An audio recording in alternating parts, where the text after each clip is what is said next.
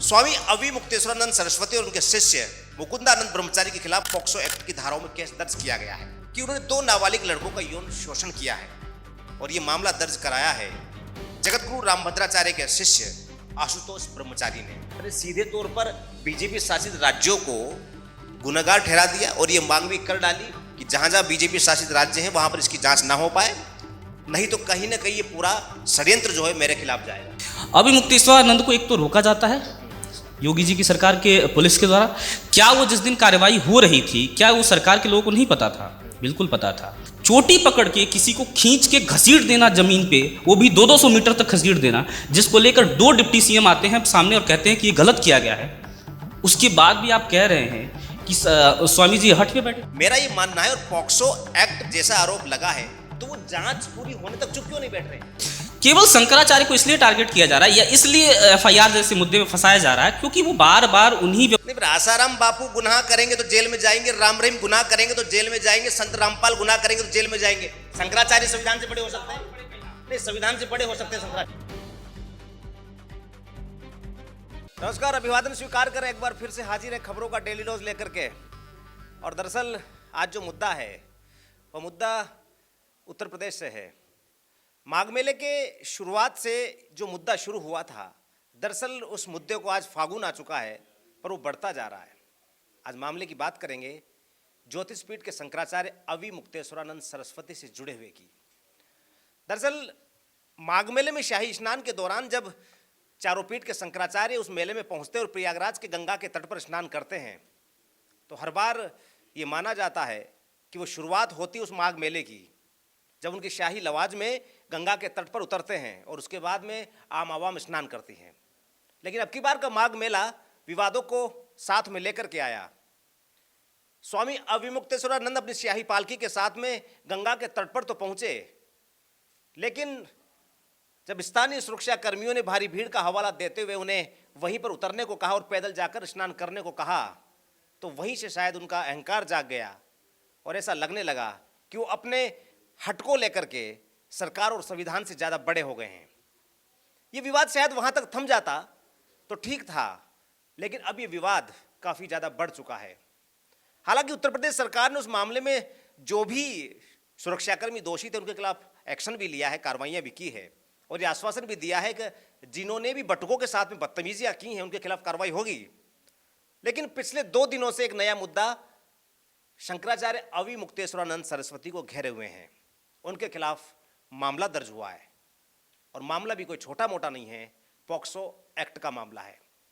क्या कुछ जानकारी मैं एक बार बता दूं और उसके बाद में इस पूरे मामले को लेकर क्या कुछ हलचल उत्तर प्रदेश से लेकर दिल्ली दरबार तक पहुंची है, उन तमाम जानकारियों पर बात करेंगे और ये जानने की कोशिश करेंगे कि वाकई में मुद्दा राजनीतिक मायनों से प्रेरित होकर के निकाला गया है या वाकई में स्वामी अविमुक्तेश्वरानंद सरस्वती इसमें दोषी हैं। दरअसल स्वामी अविमुक्तेश्वरानंद सरस्वती और उनके शिष्य मुकुंदानंद ब्रह्मचारी के खिलाफ पॉक्सो एक्ट की धाराओं में केस दर्ज किया गया है। इसमें उनके ऊपर सीधे तौर पर आरोप है कि उन्होंने 2 नाबालिग लड़कों का यौन शोषण किया है और ये मामला दर्ज कराया है जगतगुरु रामभद्राचार्य के शिष्य आशुतोष ब्रह्मचारी ने। हालांकि इसमें बाकायदा कोर्ट में जाकर के ये मामला दर्ज करवाया गया है, उसके तहत पुलिस को आदेश दिए गए हैं कि मामले की जांच की जाए। और इसमें जो जानकारी दी गई उसमें कहा गया कि माघ मेला 2026 और महाकुंभ 2025 के दौरान लड़कों के साथ जबरन दुराचार किया गया। अब इसमें जैसे ही ये मामला दर्ज होता है राजनीति शुरू हो जाती है और अविमुक्तेश्वरानंद सरस्वती तुरंत मीडिया के समक्ष आते हैं और इस पूरे मामले को राजनीति से प्रेरित बताते हैं। उन्होंने यह भी कहा कि बीजेपी शासित राज्यों में इस मामले की जांच ना होने दी जाए क्योंकि उनके खिलाफ बहुत बड़ा षड्यंत्र रचा जा रहा है। उन्होंने साफ कहा कि जिन बच्चों ने ये शिकायत दर्ज करवाई है वे न तो उनके विद्यार्थी हैं और न ही कभी शिविर या आश्रम का हिस्सा रहे हैं। साथ ही तौर पर शंकराचार्य ने यह भी चेतावनी दी कि अगर इस मामले में गिरफ्तारी जैसी कोई स्थिति पैदा होती है तो ये पूरी तरीके से शंकराचार्य जैसी संस्था को नीचा दिखाने का प्रयास होगा। उन्होंने इसे पद की गरिमा को ठेस पहुंचाने वाला षड्यंत्र बताया है। हालांकि ये मामला इतना हाई प्रोफाइल है कि इसकी गंभीरता को देखते हुए उत्तर प्रदेश सरकार ने डीसीपी मनीष कुमार सांडिल्य के नेतृत्व में 5 सदस्यीय स्पेशल टीम का गठन कर दिया गया है। उन दोनों पीड़ित बच्चों की तलाश की जा रही है और उनका मेडिकल परीक्षण किया जाएगा ताकि उनके बयान दर्ज कराए जा सके। ये दरअसल पूरा मामला है। मेरे सहयोगी ब्रजेश शर्मा रोजाना की तरह आज मेरे साथ में हैं और चूंकि ताल्लुकात इनके उत्तर प्रदेश से हैं, वहाँ की राजनीति को भलीभांति जानते हैं, वहाँ की तमाम व्यवस्थाओं को समझते हैं। इनसे जानने की कोशिश करेंगे क्योंकि रामभद्राचार्य और अवि मुक्तेश्वरानंद सरस्वती का जब जब जिक्र एक साथ होगा, यकीन मानिएगा विवाद वाली स्थिति पैदा होगी। इसमें राजनीतिक स्थिति भी पैदा होती है और संतों के बीच में एक राजनीतिक वैमनस्यता जो पनप रही है, जो धार्मिक वैमनस्यता में परिवर्तित हो रही है, उसका भी जिक्र होगा। ब्रजेश आपके पास सीधे तौर पर आए जाएंगे।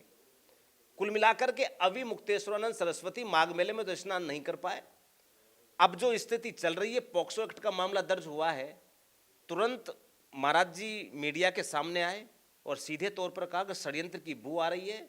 लेकिन अगर संत के तौर पर अगर बात की जाए तो स्वीकार करके और एक अगर उनके ऊपर आरोप लगा है तो उसकी जांच होने तक इस सलीके से बात क्यों नहीं की कि ये वाकई में षड्यंत्र है। सीधे तौर पर बीजेपी शासित राज्यों को गुनहगार ठहरा दिया और ये मांग भी कर डाली कि जहां जहां बीजेपी शासित राज्य हैं वहां पर इसकी जांच ना हो पाए, नहीं तो कहीं ना कहीं ये पूरा षड्यंत्र जो है मेरे खिलाफ जाएगा। कुछ कहेंगे इस पर? राकेश जी, सबसे पहले शुरुआत करने से पहले अर्जुन सिंह चांद की वो कविता मुझे याद आ रही है। 2 लाइन की शायरी है कि लश्कर भी तुम्हारा है, सरदार भी तुम्हारा है, तुम झूठ को लिख दो, सच लिख दो, अखबार भी तुम्हारा। अब आपके ऊपर है, जिस पे ले लीजिए। तुम झूठ को सच लिख दो, अखबार भी तुम्हारा है। तो जाहिर सी बात है कि अब मैं थोड़ा सा आपकी इंट्रो पे जाना चाहता हूँ, जहाँ आपने कहा था कि हठ स्वामी अभिमुक्तेश्वरानंद ने किया था। आप थोड़ा माघ मेले के इतिहास पे जाइए, कुंभ के इतिहास पे जाइए। शुरू किसके लिए किया गया था? कौन है, किसके लिए हुआ था? आम लोगों के लिए हुआ था? ये संतों का अपना मेला होता है, संतों के स्नान के लिए बनाया गया था। पवित्र स्नान माना जाता है सनातन धर्म में। अभिमुक्तेश्वरानंद को एक तो रोका जाता है योगी जी की सरकार के पुलिस के द्वारा। क्या वो जिस दिन कार्रवाई हो रही थी, क्या वो सरकार के लोगों को नहीं पता था? बिल्कुल पता था। वहाँ पे बाल जो लोग थे, जो उनके कर्मचारी थे, बटुक थे, बटुकों के चोटी का क्या महत्व है राकेश जी, आप बता दीजिए। सनातन में चोटी कौन रख सकते हैं? इसके लिए भी नियम कायदे बनाए गए हैं ना सनातन में।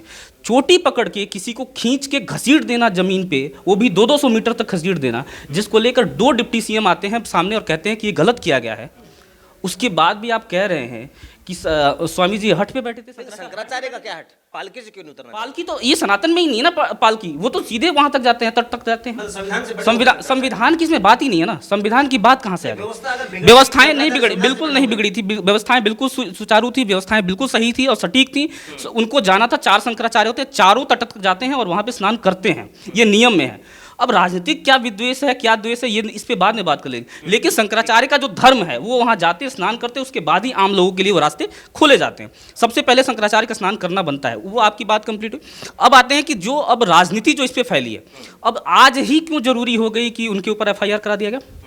क्योंकि वो लगातार योगी सरकार से सवाल पूछ रहे हैं, तमाम सरकारों से सवाल पूछ रहे हैं। सनातन धर्म में एक पीठ के शंकराचार्य को टारगेट करके FIR कर देना, वो भी ऐसे घिनौने अपराध में जिससे कोई लेना देना। टारगेट की परिभाषा क्या? टारगेट की परिभाषा क्या? क्या ज्योतिष पीठ से सरकार को कोई व्यक्तिगत विद्वेष है? अगर किसी शंकराचार्य के ऊपर ये आरोप लगा है, मेरा ये मानना है, और पॉक्सो एक्ट जैसा आरोप लगा है, तो वो जांच पूरी होने तक चुप क्यों नहीं बैठ रहे? अगर जांच में अगर सत्यता आएगी तो कानून के समक्ष आएगी। बिल्कुल उन्होंने कहा है कि हम कोर्ट का भी शरण लेंगे। बिल्कुल इस बात को उन्होंने कहा है कि हम कोर्ट की शरण लेंगे। बिल्कुल कोर्ट के, हाई कोर्ट के जजों की निगरानी में जांच होनी चाहिए, बिल्कुल वो मान भी तैयार।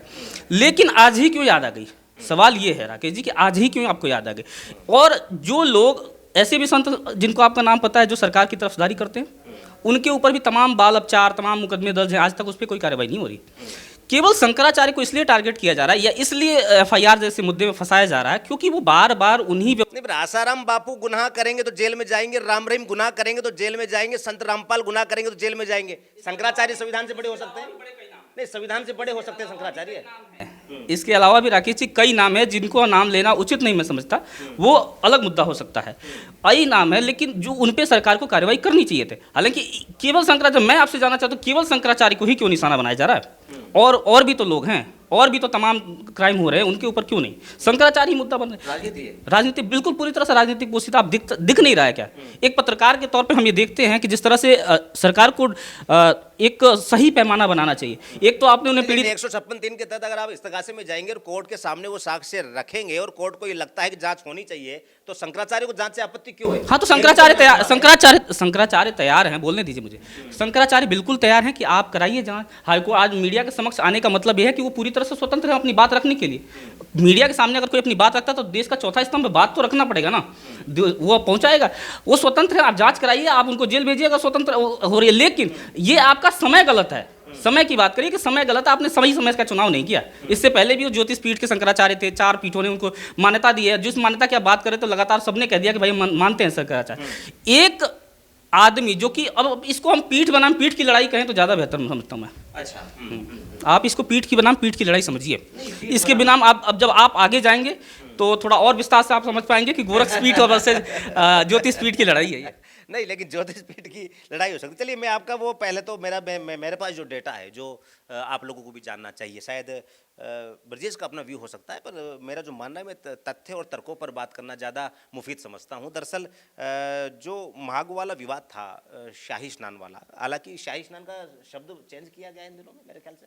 नहीं, शाही स्नान का कोई शब्द मेरे ख्याल में तो नहीं, मुझे ख्याल नहीं है कि शाही स्नान का शब्द अगर चेंज किया होगा, हालांकि मेरी जानकारी में नहीं चेंज किया होगा तो ज़्यादा बेहतर। ठीक है, उस मुद्दे पर चलते हैं। मैं उस चीज़ पर वापस नहीं जाना चाहता, लेकिन जो जानकारी मेरे पास में है, दरअसल मेरी जो इनपुट टीम है उसने जो मुझे जानकारी दी है, क्योंकि जहाँ से वो जाना चाहते थे दरअसल स्नान के लिए, वहाँ पर प्रशासन ने एक दिन पूर्व वो सकरा रास्ता था प्रतिबंधित वहाँ पर किया था, क्योंकि भीड़ जो आती है अमूमन आपने महाकुंभों में भी देखा होगा और माघ मेले के दौरान भी। दरअसल माघ मेला जो है हर साल का एक महाकुंभ है। रामचरितमानस में कहा है कि माघ मकरगत रवि जब होई तीर्थपति आओ सब कोई, यानी कि प्रयागराज में एक अपना स्नान का अपना एक महत्व है माघ के माह में। वहाँ पर एक प्रकार से मिनी कुंभ उसको बोल सकते हैं। तो उस रास्ते को उन्होंने जानबूझकर क्यों चुना? उस रास्ते पर जाने से पहले प्रशासन ने बाकायदे ने अवगत कराया था, और फिर भी हट धर्मिता थी और प्रशासन ने सहयोग मांगा और उन्हें पैदल चलने के लिए बोला ताकि कोई दुर्घटना ना हो। अगर मान लीजिए कि शंकराचार्य के साथ में कुछ दुर्घटना हो जाती है, मान लीजिए पालकी पलट जाती है या भीड़ इतनी थी कि उनके साथ कोई अभद्रता हो जाती है या वो गिर जाते हैं या उस भीड़ में कोई भगदड़ सा माहौल हो जाता है और शंकराचार्य के साथ में अगर ऐसा होता, तो चूंकि सनातन परिभाषा में सनातन धर्म के लिहाज से आस्था के इस देश में जाहिर सी बात है जिम्मेदार सरकार होती, शायद उन शंकराचार्य को भी ये सोचना होगा। लेकिन चूंकि मैं यहाँ पर शंकराचार्य को सोचने के लिए नहीं बोलूँगा, अवि मुक्तेश्वरानंद सरस्वती को सोचना होगा, क्योंकि शंकराचार्य पद की अपनी गरिमा है कि जो मैं अक्सर बोलता रहा हूँ, हिंदुस्तान की सनातन परिपाटी को चलाने वाले 4 शंकराचार्यों के मठ हैं जो इस देश की सनातन परंपरा को आगे बढ़ा रहे हैं। ब्रजेश, एक चीज़ जानना चाहेंगे, मठ की लड़ाई हो सकती है, चलिए ठीक है, लेकिन मेरा सवाल आज भी वही है, अगर इस देश के वो संत जिनके मंचों पर बड़े बड़े राजनेता पैर छूते थे, एक दौर में गुजरात से लेकर महाराष्ट्र तक जिनका प्रभुत्व रहा है, अगर किसी भी मामले में हत्या का मामला हो, यौन शोषण का मामला हो, अगर वो आज जेल में बंद हैं, उनको जमानत तक नहीं मिल पा रही है, तो फिर क्या वाकई में जो व्यक्ति किसी मठ का अधिपति है, अगर उसके ऊपर कोई आरोप लगता है तो वो उन आरोपों की जांच होने तक उससे पहले ही उन बीजेपी शासित राज्यों की सरकारों को दोषी बताने पर तुल गया, जबकि जांच का सामना होने में भी समय है? देखिए राकेश जी, जांच कराने के लिए स्वतंत्र एजेंसियां होती हैं, सरकारें स्वतंत्र है, जांच करानी चाहिए, बिल्कुल करानी चाहिए। लेकिन अब बात मैं फिर वहीं लेके आऊँगा कि आपको उस पीठ की लड़ाई को थोड़ा समझना पड़ेगा। बार बार शंकराचार्य जो अभिमुक्तेश्वरानंद है वो बार बार गौ रक्षा की बात उठाते हैं, और बीजेपी जो है पूरे देश भर में सत्ता इसी बात पे चला रही है और इसी बात पे सरकार में रही है या आई है कि हम गौ हत्या बंद करेंगे। आज बीफ एक्सपोर्ट में भारत किस नंबर? बीजेपी तो गाय चराने के 10,000 दे रही है राजस्थान में, बीजेपी तो काम कर रही है। आज डेटा पे राकेश जी, थोड़ा डेटा पे भी बात आप करिए ना, आप डेटा से बाहर चले जाते हैं, आपको लगता है कि बीफ गाय चराने से कुछ डेटा में आप देखिए कि बीफ एक्सपोर्ट में भारत किस नंबर पे, आज दूसरे पायदान पे भारत पहुंच चुका है। आज लगभग हमें लगता है तीसरे टर्म में पीएम मोदी बने हुए हैं और दूसरे टर्म में योगी जी आ गए हैं। इतने बड़े संतों के, हम तो मोदी जी को संत ही मानते हैं हम, इतने संतों की मौजूदगी में बीफ एक्सपोर्ट में आप दूसरे नंबर पे, जब कांग्रेस की सरकार तो आप नहीं थे, बीफ एक्सपोर्ट में दूसरे नंबर पहुंच गए। इन सब तमाम मुद्दों पे जब शंकराचार्य बात करते हैं तो लगता है कि ये थोड़ा सा भेदता है, छाती को चीर रहा है। और दूसरी बात ये है कि योगी, हालांकि ये पत्रकार की दृष्टि से मैं कह रहा हूँ कि योगी जी संत हैं और गोरक्षपीठ के स्वामी हैं, हमें ऐसा लगता है कि क्या पता उनको ऐसा लग रहा है कि इस धार्मिक समाज में वो जो कद है वो अपना बड़ा होना चाहिए। शंकराचार्य इस राह में रोड़ा बन रहे हैं। राज्य के मुखिया के तौर पर तो वैसे ही कद बड़ा है उनका। राज्य के मुखिया के तौर पर बड़ा हो सकता है, लेकिन सनातन धर्म में उनका कद बड़ा नहीं है जो वो चाहते हैं कि बड़ा हो जाए। ये मेरा अपना पॉइंट ऑफ व्यू है, चैनल का नहीं है। एक विश्लेषण के तौर पे मुझे लगता है कि ये जो लड़ाई है कि सनातन में वो जो शंकराचार्य का पदवी है, अहम की लड़ाई झुकेगा कौन? झुकेगा कौन? अब शंकराचार्य तो जाहिर सी बात है कि नहीं झुकेंगे, और धर्म भी नहीं कहता कि उनको झुकना चाहिए। आप चाहे 200 मुकदमे दर्ज करा दो। अब तमाम जो विपक्ष के लोग हैं उनके साथ आ रहे हैं। प्रशासन तो बोल रहा है, पहले स्पष्ट करेगा आप शंकराचार्य भी है या नहीं है। नहीं, वो तो जिस दिन चारों पीठ मान लेते हैं उसी दिन शंकराचार्य इस पे मान लिए हैं। बिल्कुल माने, क्यों नहीं माने। आज से इसको लेकर सुप्रीम कोर्ट में हलफनामा चल रहा है, चलने दीजिए, वो कानूनी मसला है। शंकराचार्य मानने से नहीं होता, वो परिणित किया जाता है, वो सनातन परंपरा है। तो सनातन परंपरा में जिस तरह से योगी जी को कुछ राह में, समय की कमी है मेरे पास रोड़ा हटाने के लिए, कहीं ना कहीं राह में रोड़ा हटाने के लिए योगी जी की खुद की लड़ाई हो सकती है। शंकराचार्य की अपनी ऐसी कोई नई छवि है। इससे आम जनता जो सनातन के लोग हैं वो बहुत आहत हो रहे हैं। ये आप सोशल मीडिया पे देख लीजिए, इंटरनेट पे देखिए, तमाम बयानों को देख लीजिए। सोशल मीडिया पे लोग, महिलाएं रोते हुए दिख रही हैं सामने। अगर वो किसी के साथ बाल उपचार करते तो महिलाओं की इतनी लंबी लाइनें, कतारें, लोग भक्तों की। फाइनल क्वेश्चन लेंगे आपसे। दरअसल पहले मैं एक चीज का जवाब इनको दे दूं। एक पत्रकार की नज़र से और विश्लेषणात्मक दृष्टि से अमूमन राज्यों के चुनाव में राजनीतिक रूप से जो आरोप प्रत्यारोप लगते हैं, हिंदुस्तान में सबसे ज़्यादा बीफ का एक्सपोर्ट कहाँ हो रहा है, इसको लेकर भी जो जानकार हैं उनके दो पहलू हैं। बीफ की परिभाषा किस स्तर तक आप देंगे? बीफ में जिस मांस का जिक्र किया जाता है उसमें कौन सा वाला मांस आउट ऑफ इंडिया जा रहा है?